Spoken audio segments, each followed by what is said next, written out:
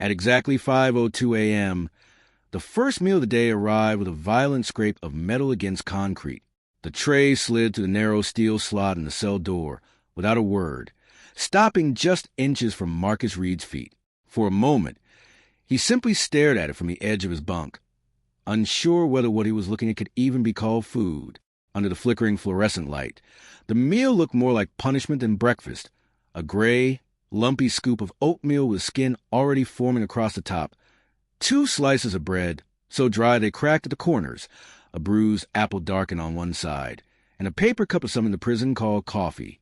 It was Marcus's 3rd morning inside one of America's most feared maximum security prisons, and already he was learning that nothing about life behind bars resembled the outside world. This wasn't just breakfast. It was a message. Inside these walls, food meant far more than survival. Food was power. Food was currency. Food was control. Marcus didn't know it yet, but the tray sitting in front of him would become the first clue in a story far darker than prison itself. A story of hunger, violence, betrayal, and a secret hidden deep inside the prison kitchen that no one on the outside was ever meant to uncover. Because what prisoners eat every day is only half the truth. The other half changes people, sometimes beyond recognition, before the story moves deeper into the prison's darkest corridors. This is the kind of story viewers won't want to miss. If they love intense prison dramas and crime documentaries inspired by real events, this is exactly where suspense begins, and what waits inside the kitchen block later will make everything happening now feel small. The prison came alive long before sunrise. Steel doors slammed in the distance. Boots echoed through the corridors. Keys rattled against belts as guards moved through the cell block with cold efficiency. Somewhere far down the hall, a man screamed, long, desperate, and unrelenting. At first, Marcus thought it was a fight, but prison had its own language, and screams didn't always mean violence. Sometimes they meant nightmares. Sometimes withdrawal. Sometimes they meant a mind slowly breaking under concrete walls and endless isolation. Marcus sat upright against the cold cement wall, the untouched tray still beside him. Across the corridor, a rough voice cut through the silence. First breakfast. Marcus looked toward the slit in the opposite cell door and saw an older inmate standing there in the shadows. A long scar ran from the man's eyebrow to his cheek, and his tired eyes carried the look of someone who had survived things Marcus couldn't yet imagine. The man nodded toward the tray. Eat it while it's still warm. Marcus glanced back at the hardened oatmeal and gave a dry look of disbelief. That's warm. The older inmate smirked. You'll miss this by next week. Then he disappeared back into the darkness of his cell. Reluctantly, Marcus lifted the plastic spoon and took a bite. Instantly, regret hit him. The oatmeal was thick, bland, and glue-like, with no sugar, no salt, and no taste, just texture. It wasn't meant to satisfy. It was simply fuel, the bare minimum required to keep a body moving. He pushed the tray away, but something else caught his attention. As another food cart rolled down the block, he noticed not every prisoner was receiving the same meal. A few cells down, one inmate got an extra banana. Another received 2 milk cartons. A heavily tattooed prisoner, near the end of the hall, somehow had sausage links on his tray. Marcus watched carefully and began to understand the first rule of prison life. Food was never equal. Some men ate to survive. Others ate like kings. The difference wasn't chance. It was power, alliances, and fear. A prisoner's tray often revealed exactly where he stood in the prison hierarchy, and Marcus, only 3 days in, had absolutely nothing. By noon, he was marched with the rest of Block C toward the main chow hall. The room was massive, long steel tables bolted to the floor, cold white walls stained by years of use, and rows of inmates moving in rigid lines beneath the watchful eyes of armed guards stationed above. The smell hit him before he even reached the serving line. Boiled vegetables, grease, bleach, stale bread, and something sour that seemed permanently trapped in the air. Lunch was meatloaf, or at least that's what the guards called it. A rectangular slab of brown, shapeless meat landed on his tray beside mashed potatoes, overcooked green beans, and a small carton of milk.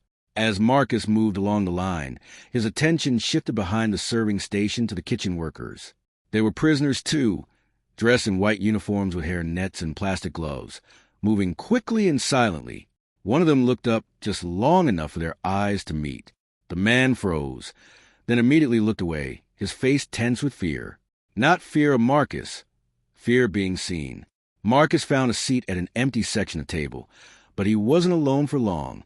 The scarred inmate from earlier sat down across from him without invitation. "Name's Ellis," he said calmly, cutting into the meatloaf with a plastic fork. Marcus nodded. "Marcus." Ellis glanced at the food on the tray and let out a bitter laugh. "Don't ask what's in it." Marcus frowned. "Why?" Ellis leaned forward slightly, lowering his voice beneath the cafeteria noise. "Because nobody really knows." He let that sit for a moment before continuing. "You think this food comes in fresh like regular places? Half of it is leftover stock the state buys cheap. The rest is whatever the kitchen can stretch." Marcus stared at the meatloaf. "Stretch?" Ellis's expression darkened. "Powdered eggs, reconstituted meat, expired canned goods. Sometimes food banks dump stock here before it goes bad." He paused, looking around to make sure no one was listening. Then his voice dropped even lower. "And some nights, the meat count doesn't match the delivery sheet." Marcus stopped eating. "What does that mean?" Ellis met his eyes with a cold, unreadable expression. "It means if you stay here long enough, you stop asking questions." Before Marcus could respond, a sudden crash erupted from the far side of the cafeteria. 2 inmates had launched themselves across the table, fists flying, trays smashing to the ground. Guards rushed in with batons raised. At first, Marcus thought it was another prison fight born from rage or old grudges, but then he saw what was lying on the floor between them. A single packet of ramen noodles. Ellis barely looked up. "That," he said flatly, "is prison economics." Marcus stared in disbelief as guards dragged the men apart. Ellis pointed toward the packet on the floor. "Soup packets, coffee, sugar, peanut butter, honey buns. That's money in here." In that moment, Marcus realized something terrifying. Inside prison, food was never just food. It was status. It was survival. And sometimes it was worth killing for. That night, long after the chaos in the chow hall had settled, Marcus lay awake on the thin prison mattress, staring at the ceiling where the fluorescent light buzzed like an insect trapped behind glass. Sleep refused to come. The fight over a single packet of noodles replayed in his mind over and over. But it wasn't the violence that stayed with him. It was what Ellis had said. Food is money. On the outside, a packet of ramen was forgettable, cheap, instant, almost meaningless. Inside these walls, it was worth blood. Somewhere down the corridor, metal clanged against metal as a guard completed his rounds. A moment later, a low voice cut through the darkness. "Read." Marcus sat up immediately. It was Ellis. His voice came from the opposite cell, barely above a whisper. "You want to survive in here? Stop looking at the trays." Marcus frowned into the darkness. "What do you mean?" A short silence followed before Ellis answered. "Start looking at who controls them." The words settled heavily in the cell. Marcus leaned closer to the door slit. "You mean the guards?" Ellis gave a low, almost humorless chuckle. "No, the kitchen." Marcus stayed silent. Ellis continued, his voice slow and deliberate, like someone deciding how much truth was safe to reveal. "The kitchen block runs this prison more than the warden does. You want extra food, you go through them.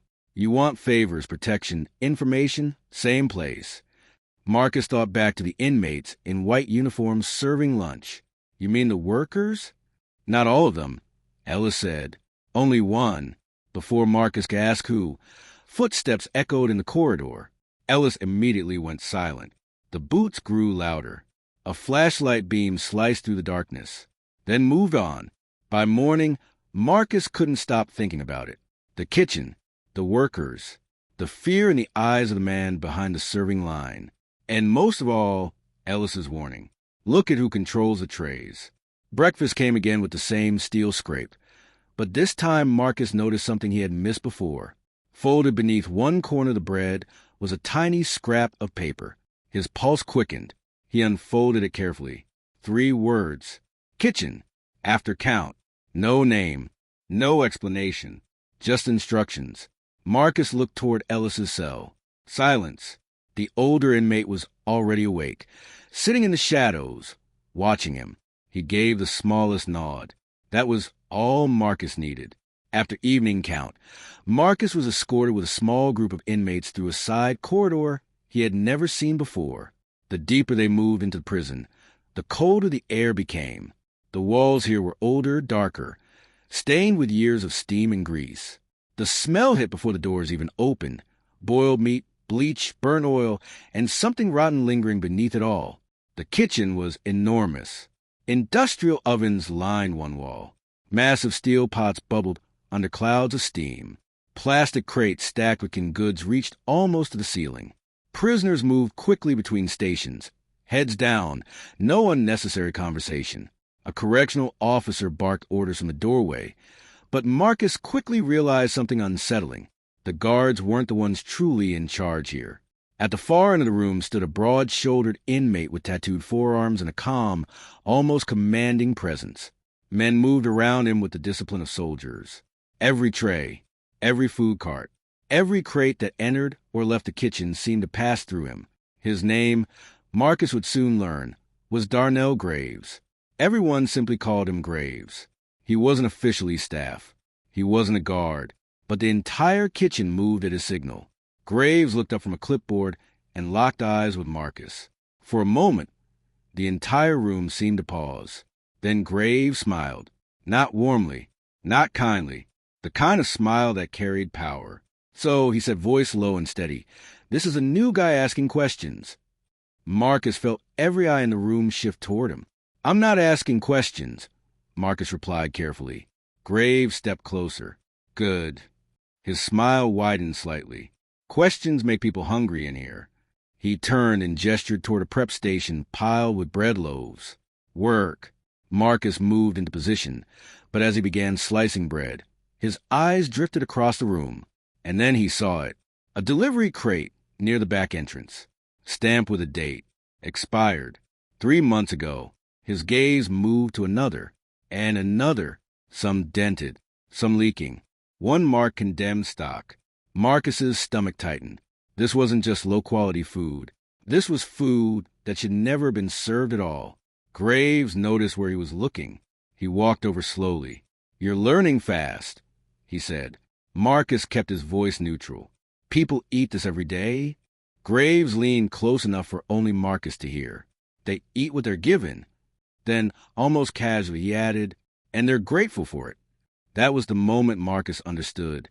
The kitchen wasn't just preparing meals. It was running an entire underground system built on control. Expired supplies from state contracts. Extra portions traded for loyalty. Snack items sold as currency. And the men who controlled distribution controlled the prison. But what Marcus didn't yet realize was that Graves had plans for him. And those plans had nothing to do with bread. At this point, the story is only getting deeper. If you're enjoying this intense prison documentary drama, this is the perfect moment to subscribe and turn on notifications. Because the secret Marcus is about to uncover inside the freezer room changes everything. And trust me, the twist behind what prisoners are really being fed is far worse than anyone inside those walls suspects. It happened just before lights out. One of the kitchen workers, the same man who had looked at Marcus in the chow line earlier, brushed past him near the storage area. Without making eye contact, he whispered one sentence. "Check the freezer after shift." Then he kept walking. Marcus waited. Every second felt heavier than the last. The kitchen gradually emptied. Workers returned to their blocks. Guards rotated positions. Finally, when the room had quieted enough, Marcus slipped toward the back corridor. The freezer door was thick steel, coated with frost along the edges. He pulled it open. The cold hit instantly. Rows of box meat were stacked from floor to ceiling. Chicken, beef, processed patties. But something on the lower shelf caught his attention. A cardboard box partially torn open. Inside were bags labeled "Not for Human Distribution." Marcus froze. His heartbeat pounded in his ears. He pulled one of the bags closer. Institutional livestock feed protein. Repurposed meat filler. Cheap bulk product intended for animal processing plants. Marcus stared in disbelief. This was what they were eating. Every tray, Every meatloaf, every mystery stew, every slab of protein served in the chow hall. Suddenly a voice came from behind him. I was wondering how long it would take. Marcus turned sharply. Graves stood in the doorway, smiling. The freezer door slowly swung shut behind him, and in that freezing silence, Marcus realized something terrifying. He had just seen something he was never meant to find. The freezer room fell into a suffocating silence. Marcus stood frozen, the bag still clutched in his hand, while Graves leaned against the steel doorway with a calmness that felt more dangerous than rage. His eyes dropped briefly to the label Marcus had just uncovered, then rose again to meet his. I told Ellis you'd be curious, Graves said, almost amused. He said you wouldn't be able to help yourself. Marcus's face tightened. For a moment, the coal from the freezer no longer mattered. Ellis, the man who had warned him, the man who had explained the food hierarchy, the man who had pushed him toward the kitchen. Marcus slowly realized the truth. None of this had been accidental. Every conversation, every warning, every whispered clue, it had all been a path, and he had walked straight into it. Graves stepped forward, his boots crunching against a thin layer of frost near the door. You thought you found a secret, he said quietly. No, Marcus, the secret found you. Marcus's grip tightened around the bag. People are eating this every day. Graves gave a cold shrug. They're alive, aren't they? The answer hit harder than any threat. To Graves, survival was enough. Not dignity, not health, not truth, just survival. And inside these walls, that was all anyone was promised. Then Graves leaned closer, his voice dropping into something darker. Now you've got two choices. You keep quiet and eat like everyone else, or you become a problem. Marcus stared at him. And what happens to problems? Graves smiled. They disappear. Back in his cell, Marcus didn't sleep. The betrayal gnawed at him harder than hunger ever could. By morning, Ellis finally spoke from across the corridor. You saw it. Marcus didn't answer. Ellis let out a slow sigh. I didn't have a choice. Marcus turned sharply toward the slit in the door. You set me up. Ellis was silent for a long moment before replying. They told me if I didn't bring you in, they'd cut my son off the visitor list. The anger in Marcus's chest paused. Ellis's voice was different now. Heavier, cracked with something close to shame. They control everything, Ellis said. Food, commissary, favors, family access. Graves is half the guards on his payroll. Marcus frowned. The guards know? A bitter laugh echoed from Ellis's cell. No, some of them eat better than the inmates because of it. That was the real twist. This wasn't just prisoners exploiting the system. It was bigger. The kitchen operation stretched beyond the inmates. Expired food contracts, diverted supply shipments, missing inventory, extra portions sold back through commissary deals. Everyone got a piece. Guards, kitchen runners, cell block enforcers, even staff. Marcus leaned back against the wall, the truth finally taking shape. This wasn't about bad prison food. This was corruption disguised as routine, a system feeding off the men trapped inside it. Literally, 2 days later, the entire prison changed. Lunch service had barely begun when a man from Block D collapsed at the serving line, tray crashing, milk spilling across the floor. His body convulsed violently. At first, no one moved. Then panic spread like fire. Another inmate shouted, "He's not breathing." Guards rushed in. Kitchen workers froze. Every eye in the room turned toward the meat trays. The smell seemed different now. Sharper, sour, wrong. Marcus looked across the room and saw Graves standing near the kitchen entrance. For the first time, even he looked unsettled. The collapsed inmate had eaten from the same batch Marcus had seen in the freezer. The condemned stock. This wasn't just disgusting food anymore. Now it had consequences no one could hide. The cafeteria erupted. Men overturned tables. Shouting echoed against the steel walls. Some refused to eat. Others hurled trays across the room. For the first time, hunger had turned into rebellion, and the prison administration could no longer bury it. That night, Marcus was pulled from his cell, not by Graves, by the warden. The office was quiet. Too quiet. The warden sat behind a polished desk, hands folded. He looked at Marcus for a long moment before speaking. "You've caused quite a disturbance." Marcus said nothing. The warden slid a thin file across the desk. Inside were shipment reports, delivery logs, inspection signatures, and at the bottom of every page, the same signature, the warden's. Marcus looked up slowly. The room suddenly felt smaller. This went all the way to the top. The warden leaned back in his chair. "You need to understand something, Mr. Reed. The state allocates a number, a budget. We make it work." Marcus stared at him in disbelief. "You're feeding prisoners animal-grade filler." The warden's expression never changed. "I'm keeping this prison operational." Then came the line Marcus would never forget. "No one outside cares what prisoners eat." The words landed like a hammer. That was the real truth. The entire system existed because no one was looking. No one was asking. No one cared enough to know. And that silence had allowed men like Graves to thrive. By the end of his first month inside, Marcus no longer looked at a prison tray the same way. What once seemed like bad food had become something far more disturbing, a symbol of power, corruption, and the quiet cruelty hidden behind locked doors. Because the real horror wasn't the stale bread. It wasn't the gray oatmeal. It wasn't even the mystery meat. It was a system that allowed it to happen every single day. A place where hunger became currency, where food decided who lived comfortably and who suffered, where a tray could expose an entire chain of betrayal running from inmates all the way to the warden's office.